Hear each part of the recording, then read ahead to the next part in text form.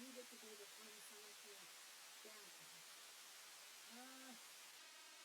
Not really. I'm working, so it's more like I have a 9 or a 5. Oh, sorry, 6 a 9 and a 6-year-old. So it's Daddy, we're hungry.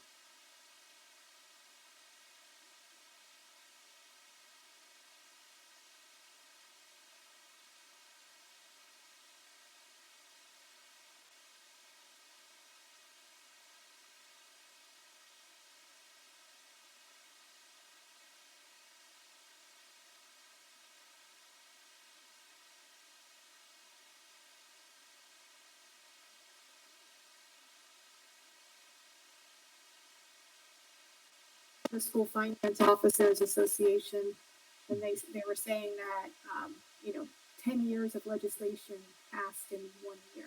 Yep. Oh, 100% agree. Yep. You're almost like, what are they going to do next year? Like, don't say that. I know. Are you not in Palm Beach right now, or? I am not. I had to just leave unexpectedly, so it was nice, like you said, to be able to join virtually.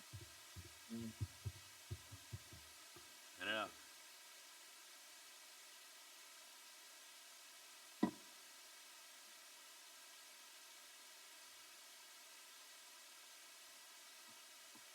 Tim, we hear you. Kind of hear you. Yeah. Oh, I haven't started yet, but hey, Mr. Brenner, how are you? Not bad. Good to see you. Likewise. I was just telling Miss Frederick that circumstances didn't permit me to be there in person where I was expecting to be. So my children can't be home alone. So. Yeah, I agree with that, right? Yep. Well, and I like to have somebody to look at because I do have a face now. Well, sorry, could it be someone better than me, Heather? But it'll play for now. Mr. Brenner, are you as well? I texted Jesse.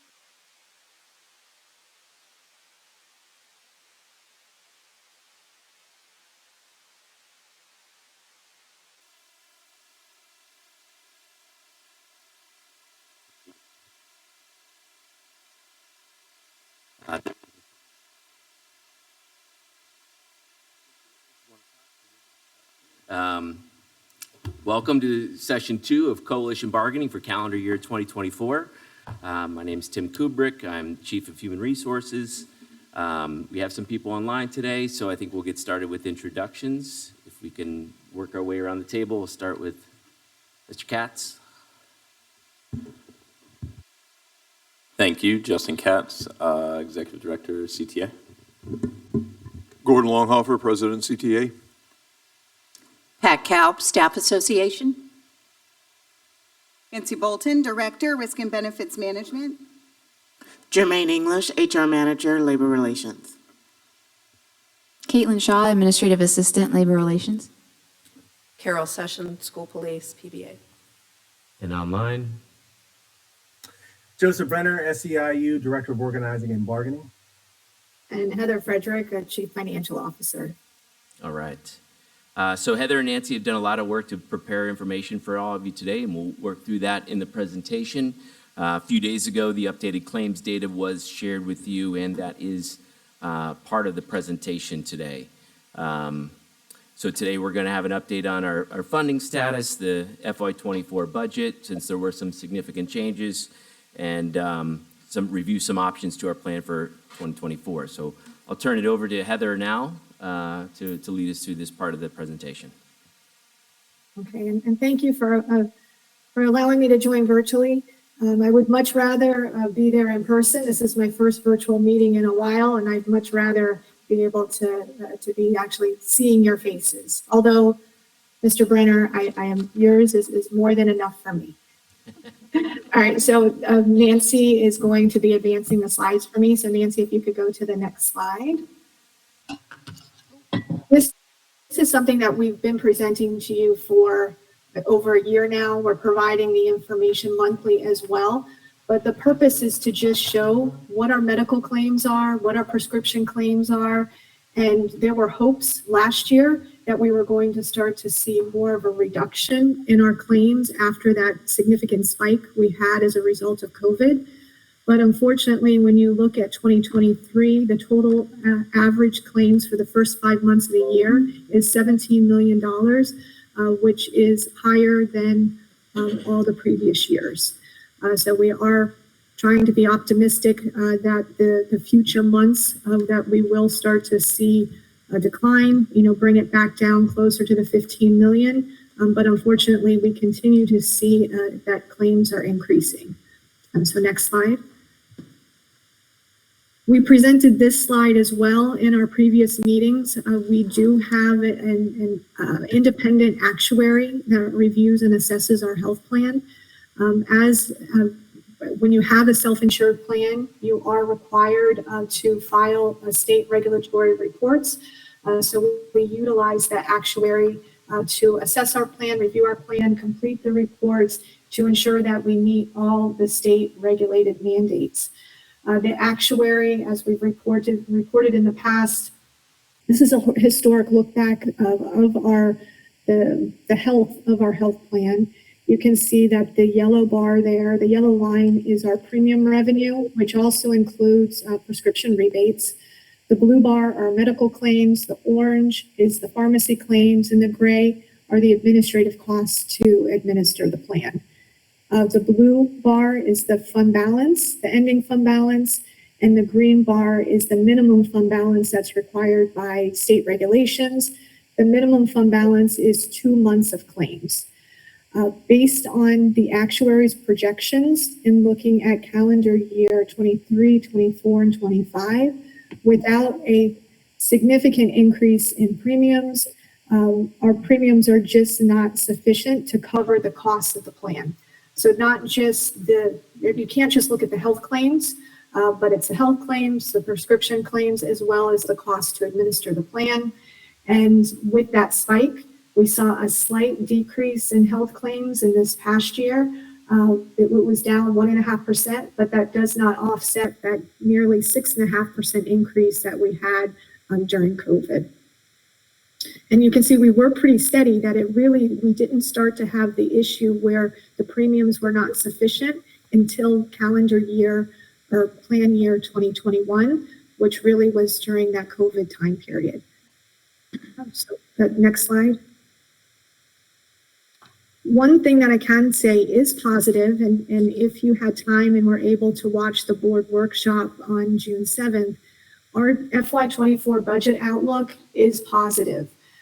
We weren't sure what was going to happen during the legislative session. There was a lot of uncertainty between the budget proposals between the House and the Senate, but we ended up on the higher end of the range, and our per student funding increase is just less than 5% at $432 per student. When you look at the increase to the base student allocation, there's an inflated increase in that base student allocation because several of the categoricals were rolled into the base student allocation, but we still are required to keep all of those set-asides that were rolled into the BSA. So even though they're in the BSA, they are still categoricals at the end of the day because we're still required to track them. So if you back out those categoricals that were rolled into the base student allocation, it's $183.44 or a 3.5% increase in the base student allocation. With that, the budget from the state, we were able to set aside $33 million for FRS. So that's, and also health premiums, so $18 million in the Florida retirement system. And those are legislative mandated increases in FRS, as well as $15 million in health. $31 million we set aside in salary increases, which includes the teacher salary categorical, as well as because of the increase in revenue, an increase of $6 million in the board contingency. So FY24 is positive, but I can't say that the outlook for those future years is going to be as positive. There's a significant increase in the voucher growth. What the legislature passed this year in March was a universal voucher program. We're looking at doubling the number of vouchers in the upcoming year to 16,000. We're currently a little less than 8, so it's going to be doubled to a little over 16,000 voucher students. And we do expect that growth to be exponential and to exceed the charter school enrollment by 2025. So there's a lot of uncertainty in enrollment. There are legislative increases that we know we're going to continue to have in the Florida retirement system, as well as other unfunded mandates, and significantly or specifically impacting health claims in a more dramatic way is the loss of the Esser Funds, because we've used the Esser, the federal grant funds, to help offset those additional COVID-related health costs for the past several years to 10 to 12, in the amount of $10 to $12 million per year.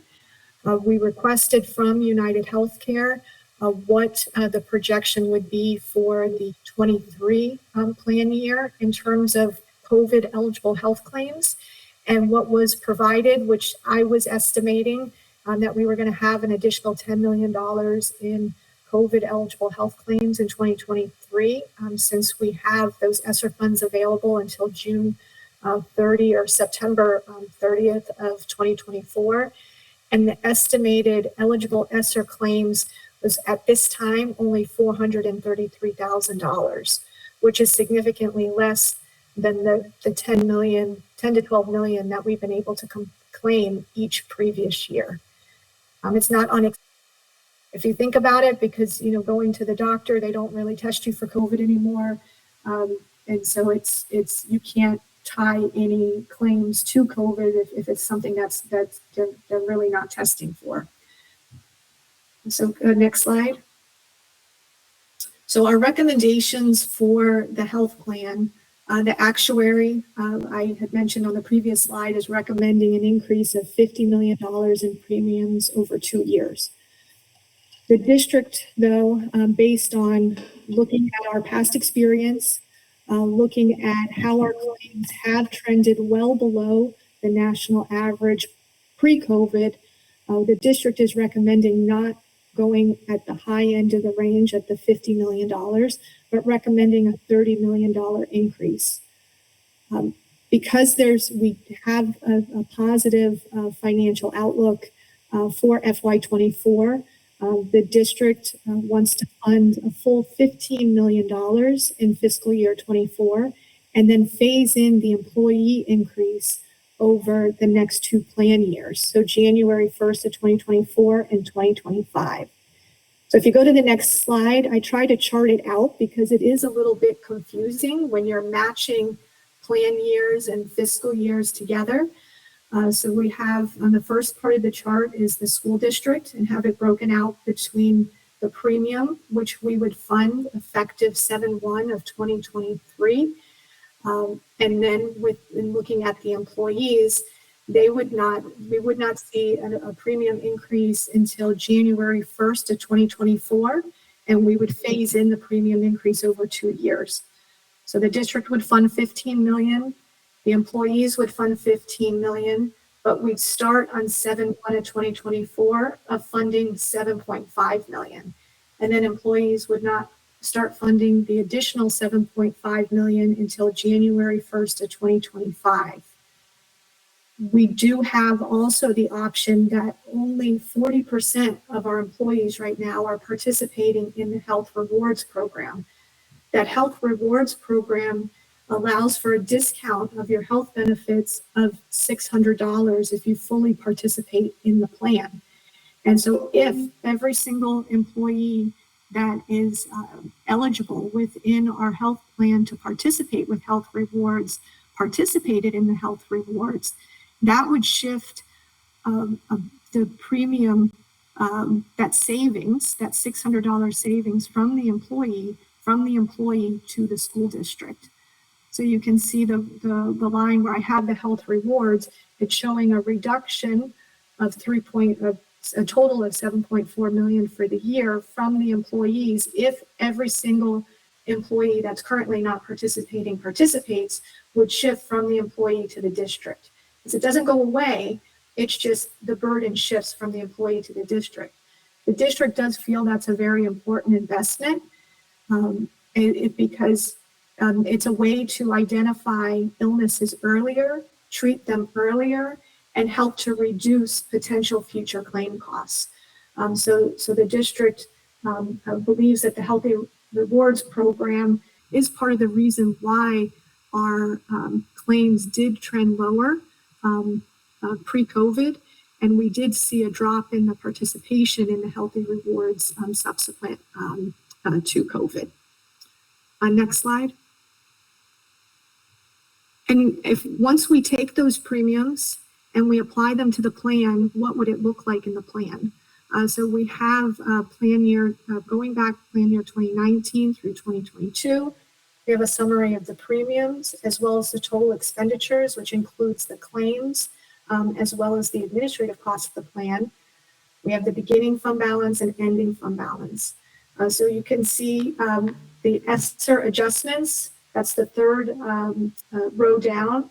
The amount of Esser funds that have been infused into the health plan of nearly nearly $40 million.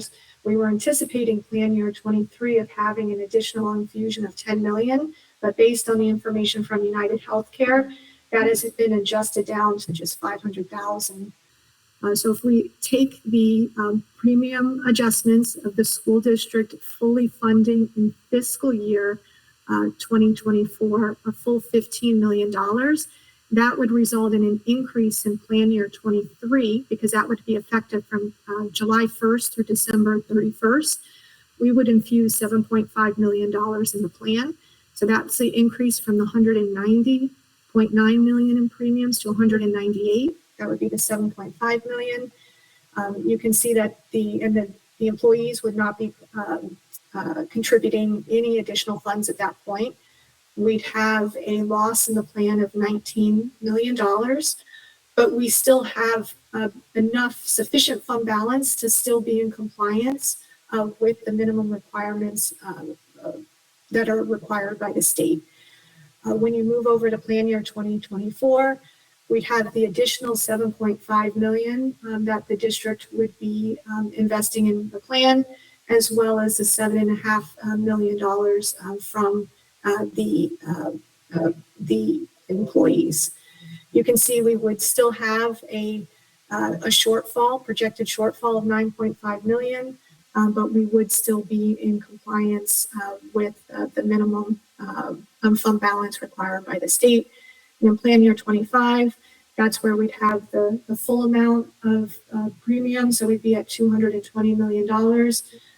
That's a total increase over the next 2 years of $30 million compared to where we are right now at $190 million.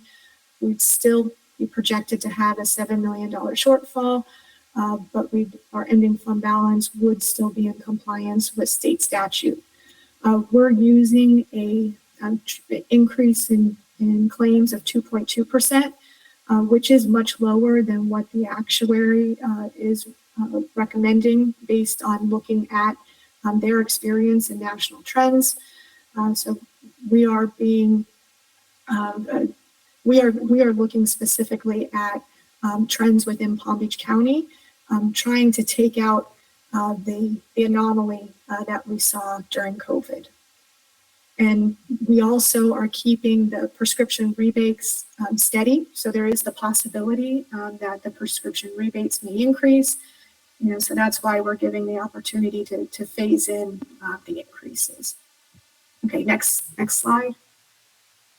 And so with that, we now have the two different options in what the premium increases would look like for employees. And Nancy Bolton is going to walk through the next few slides. Okay, thank you, Heather. So the health plans are competitive in their design as compared to other school districts. A striking difference is that this Palm Beach County School District heavily subsidizes the cost of dependent coverage, much more than other districts we identified for comparison. So therefore, for this year, we're recommending premium increases to meet the funding target rather than plan design changes. We're proposing two options for your consideration and review. The tables illustrated here show the 4 tiers of coverage for each of the 3 plans offered, the current enrollment in each of those tiers, and the current monthly premium, and the amount of the proposed increase for each option per month, as well as per paycheck. Now, this contemplates a 24 deduction model. It doesn't include the smoking surcharge, and we don't have the health rewards on this slide. We'll get into that a little bit later. So option 1 is easy to explain. It's just simply an across-the-board increase based on the amount needed per person enrolled to reach the funding target.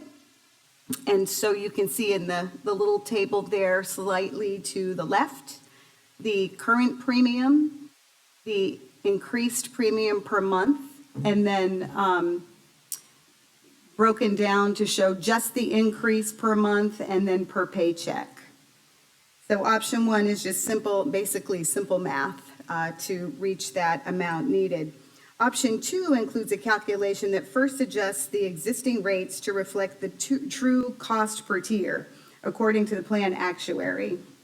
So if you'll bear with me and walk through my example, if you're an individual on the plan, you represent a cost factor of 1, just yourself.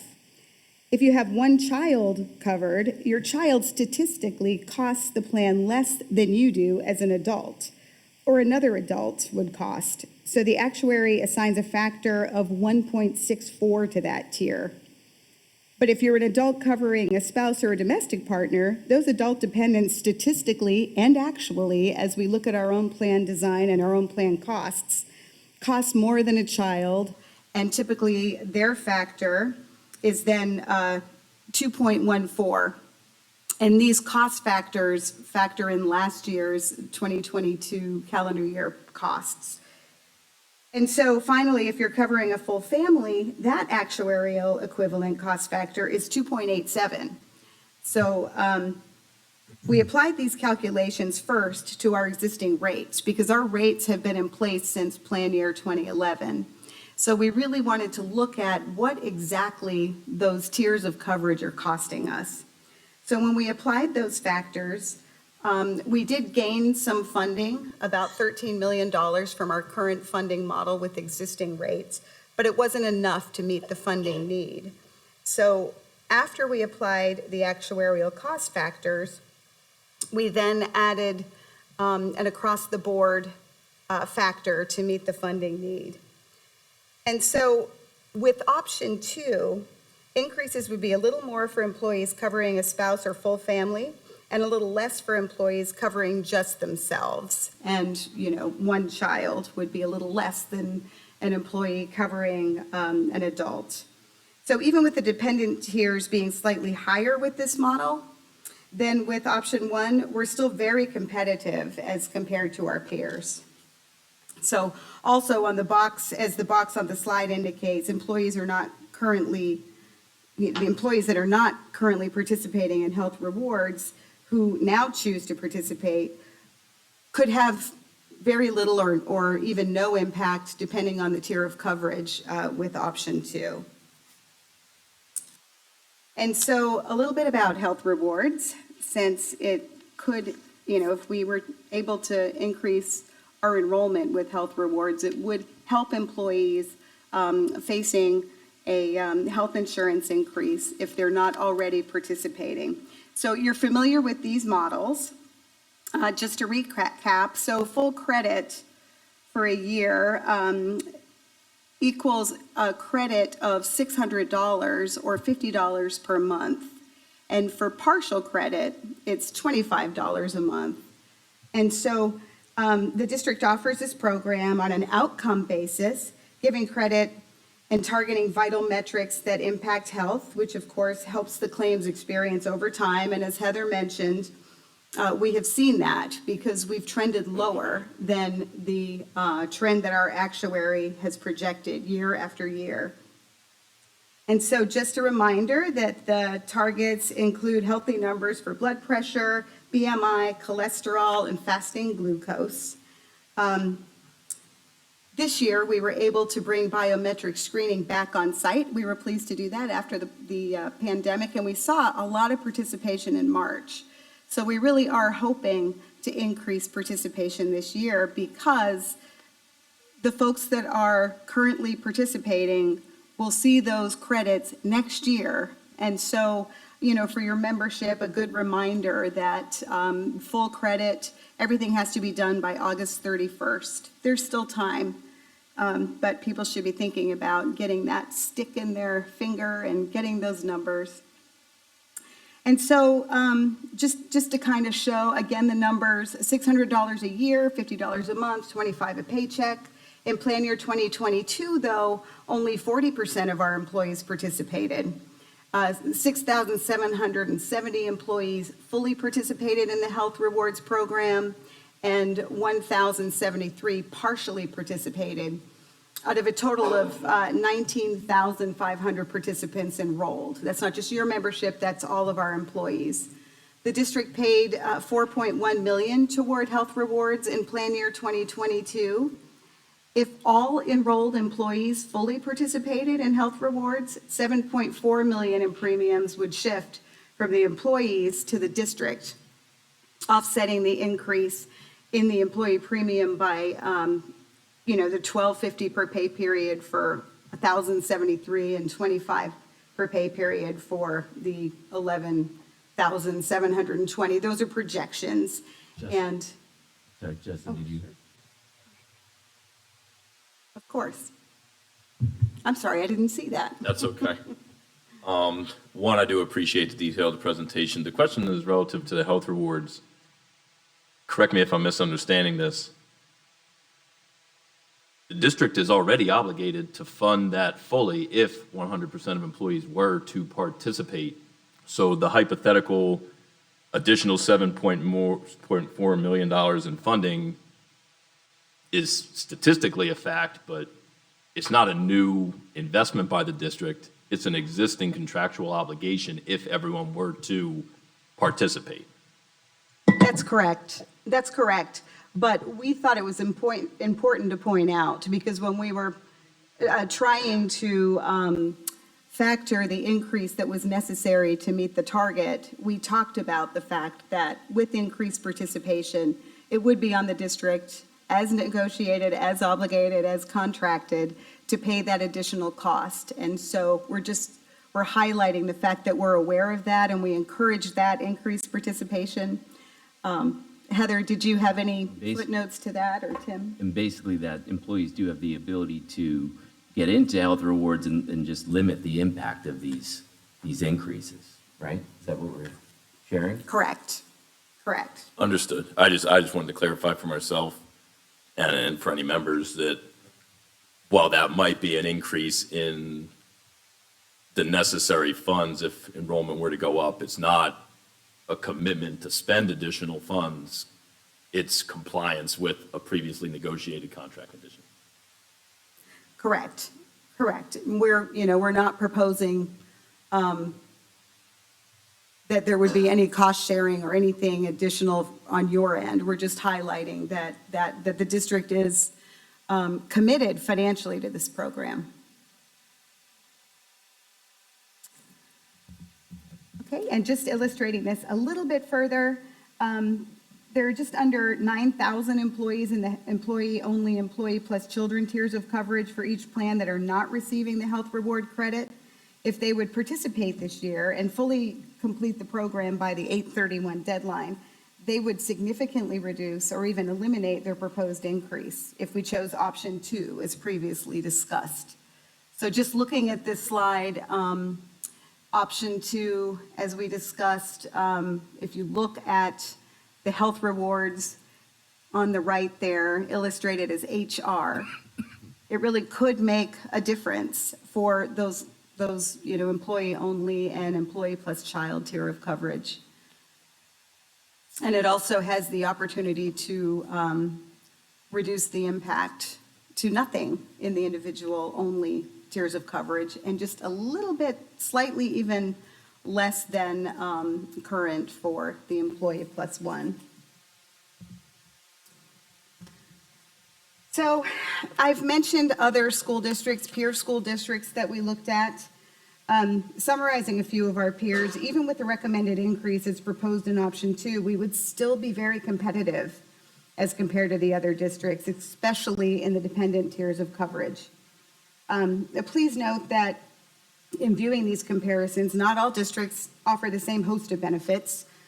These comparisons, for illustration here, are based on the most similar plans offered by other districts to ours. Some offer 2 plans, some offer 5 plans, some have sunsetted plans and are legacy plans, but these are the plans offered by our peers that are most similar to the 3 plans offered by us. The main story to be told here is that our premiums, even if they were to be increased, are still very competitive when compared to our peers. And then just the general article updates. As we've mentioned, we're not proposing plan changes at this time. We're focusing on premium increases. So we would just be looking to update the effective date to January 1, 2024. Article 6A, B, and C speaks to the amount of premium by tier that the board contributes. So once we come to an agreement on what that's going to look like, those articles will be updated, or those sections will be updated. And then finally, Section 8F will just be updated to memorialize the medical necessity and cost containment programs we collectively bargained last year. And those, of course, just added cost containment programs to redirect surgical locations where surgeries are performed from hospitals to freestanding facilities. And then it offered you a virtual physical therapy program. Didn't take any benefits away or change any benefits, just did some steerage and cost containment changes, some tweaks. And the plan is too young, I think, to really show yet how we're doing there. But as time goes by, we'll be able to track if those savings have manifested as promised to the 3.9 collectively. And I did want to mention voluntary employee paid plans.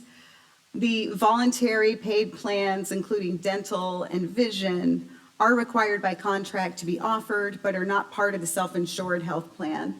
So with our dental plan, the contracted provider cost increase this year, Humana is negotiated for a 10-year contract with us.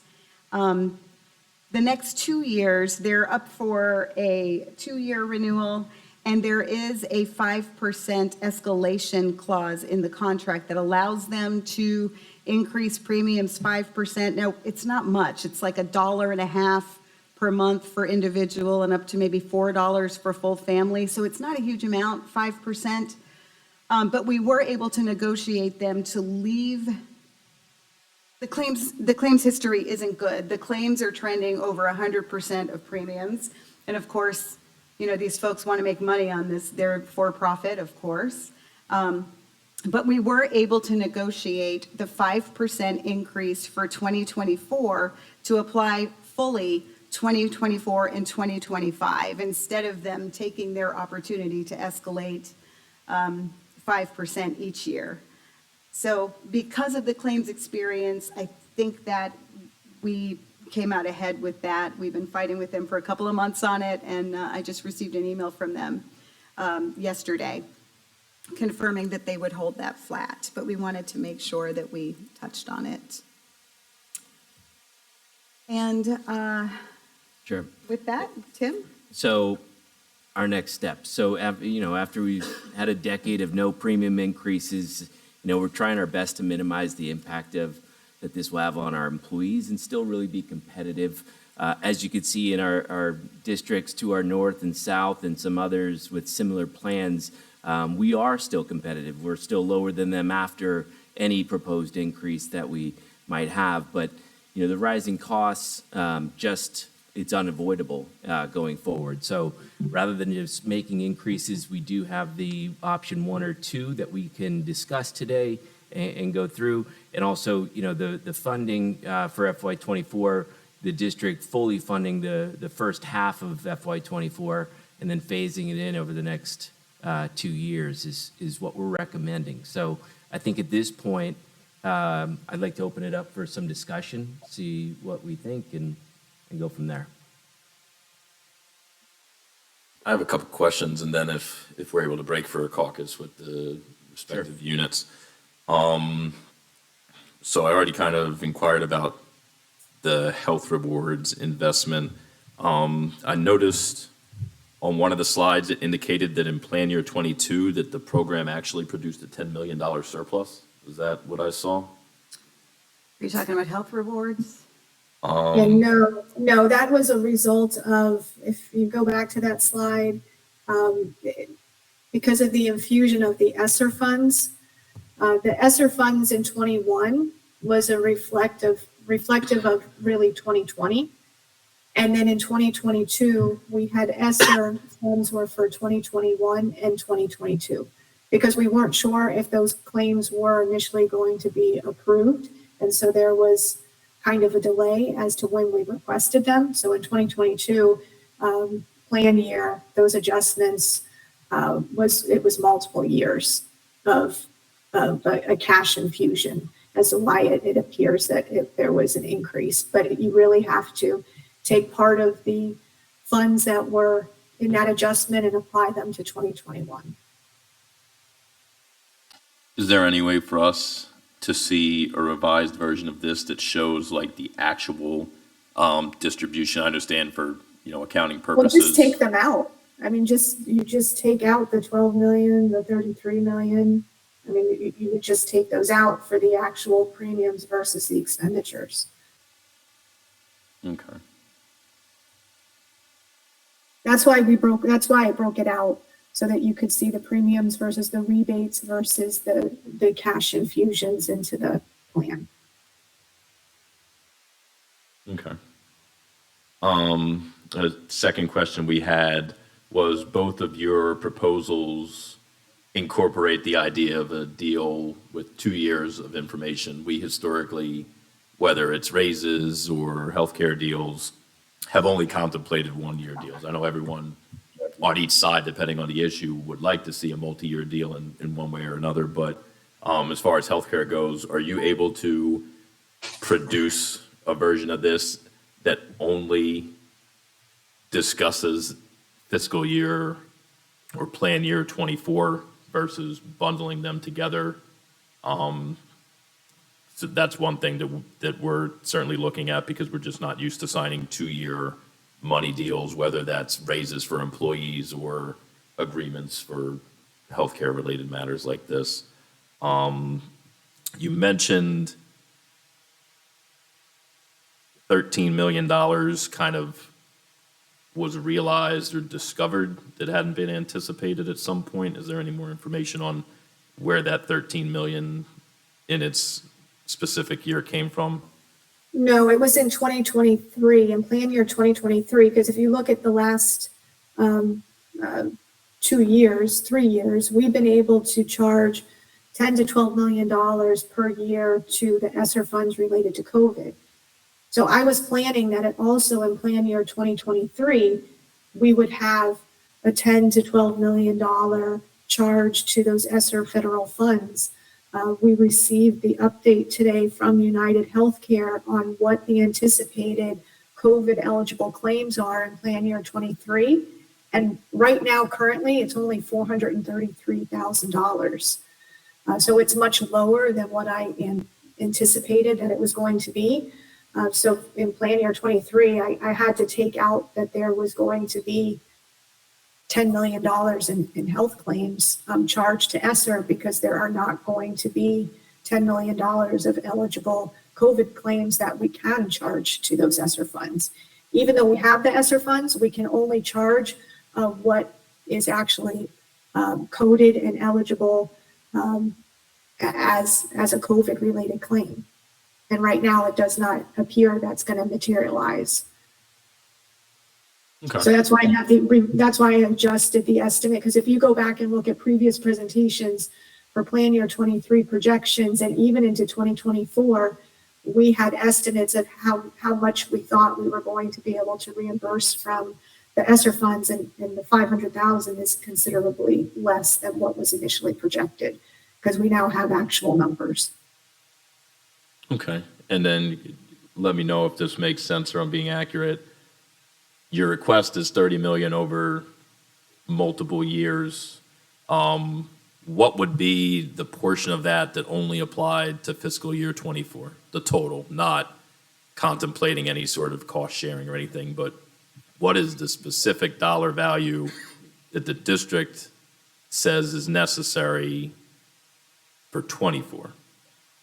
For 24, we're still allowing for a reduction in the fund balance. So if you go back to slide 7, go back one more slide, Nancy. So here you can see the breakout by fiscal year. It's not plan year, it's fiscal year. So it's $15 million in fiscal year 24. So that plan year 24 would be 7.5 million from the district, and it would be $7.5 million from the employees for plan year 24. Okay. Okay. Those are all, unless anyone else has any other questions, those are all the questions I think that we have before we'd like to discuss with our partners. Anybody else? Mr. Brenner? Yeah, this is Joseph. One question, and it looks like I wasn't able to see the slide very well, and I'll request it after this. But it looks like there's an attempt a desire by the district to increase more for spousal coverage than that of family coverage and employee only. I guess first question, is that correct? And is that the comparable you're looking at other district insurance plans have in terms of what those spousal coverage costs are? And so, yes, Well, sorry, I'm sorry, Heather. Go ahead. You're on Are you mute, muted? Heather. Yeah. There are two different options that we're giving the choice of. The option one was just the flat increases across the board. So regardless of whether you're employee only, employee children, employee family, it would be the same increase across the board. Option 2 is trying to prorate the increase by those plans that have the higher cost.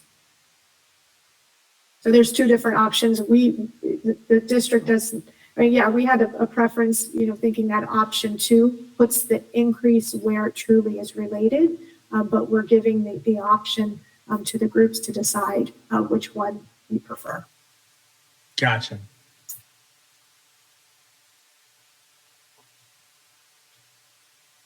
Any other questions? You could maybe leave it up on this slide. Is this what you'd like to see? No, I think I've got some notes, but just looking to discuss with the various units. We will step out and just let us know when you're ready for us to come back in. Okay.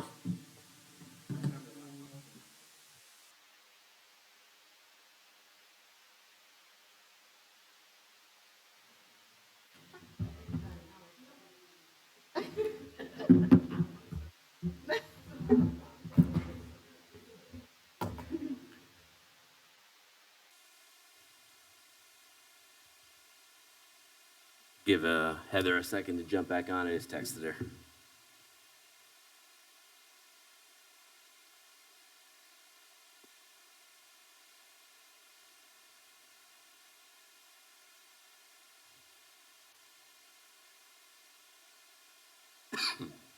There she is. All right. Are they good? Oh, yeah, Heather's here, so we're good to go. Okay. All right, we appreciate the time. We have a couple of data requests to better inform a potential decision, but one thing there seemed to be consensus on is the idea of only discussing 24, not 24 and 25 to bundle. Just because we don't, as was indicated in the presentation, we don't know what the trajectory is for the remainder of this year. And we certainly don't know what 24 will be, let alone 25. So that's kind of one that we're leaning towards just discussing the next plan year. As far as information or data requests that we would like to be sent to the coalition, one is I'll say it slowly, but it's being recorded. For the past 3 school years, the total budgeted operating costs for each bargaining unit's personnel and the total number of personnel employed during the course of each of those years. So for instance, if the T bargaining unit has 12,750 positions budgeted, we'd like to know the budgeted positions per bargaining unit, the number of actual positions that were occupied through the year, the cost of the positions that were filled where employees existed, and then also the dollar amount that was budgeted. Basically, we want to identify potential funding that goes unspent each year to see how much personnel dollars have historically over the past 3 years been unspent from the operating budget. If that makes sense. I might be able to clean that up in an email I jumped around a little there. The second piece of data, if we could get, is the healthcare fund balance. I like that you guys had starting and ending. Could we get that data for the past 10 plan years, starting and end for the healthcare fund balance? And then the third piece of data would be not the healthcare fund balance, but the district's fund balance from operating the past 10 years of the end of year balances, just to see the trajectory of that fund.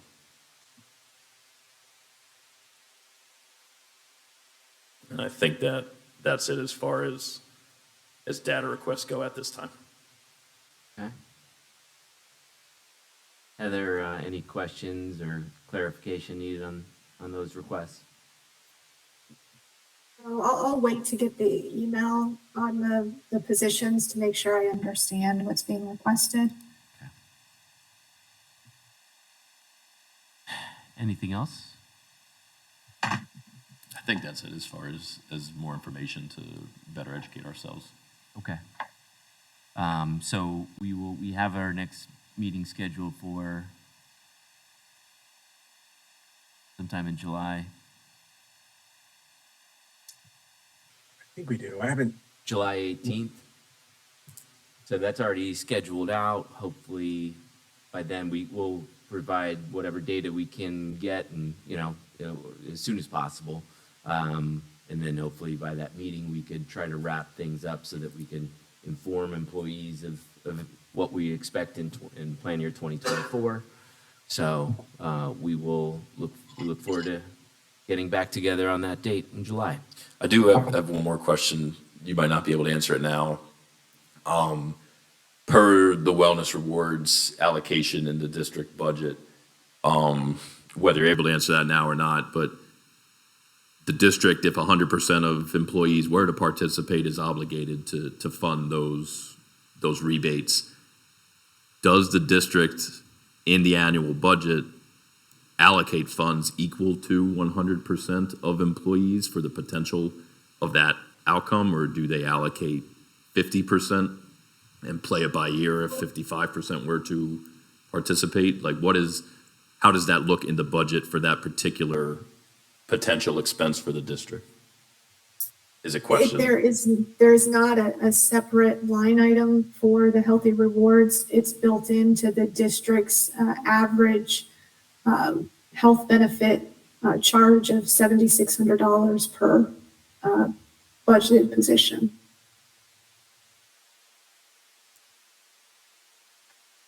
Okay. That answer?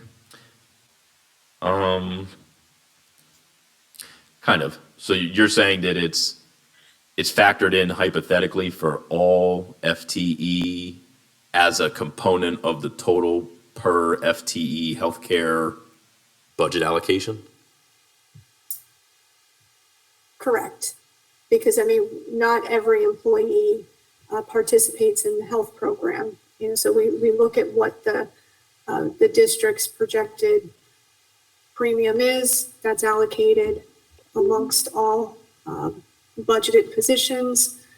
So there is no, it's just embedded within that $7,600, which has not been increased, but would be increased effective July 1st, based on what was proposed, July 1st of 2024.